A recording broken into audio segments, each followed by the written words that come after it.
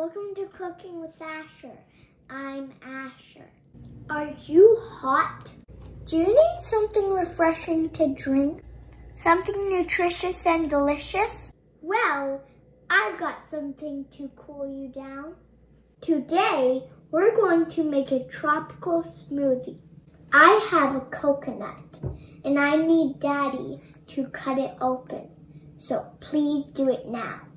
Now that I cut it open, we can have some fun. I'm pouring the coconut water into the baby bowl.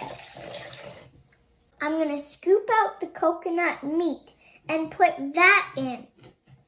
I'm putting in frozen blueberries and strawberries. I'm going to add just a touch of cinnamon. Now I'm blending it in my baby fluid. Now I'm going to pour it back into the coconut.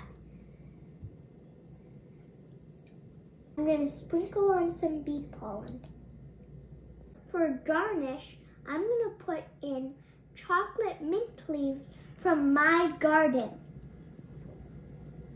Please drink this responsibly and don't use plastic straws. They're bad for our environment. I love that actually.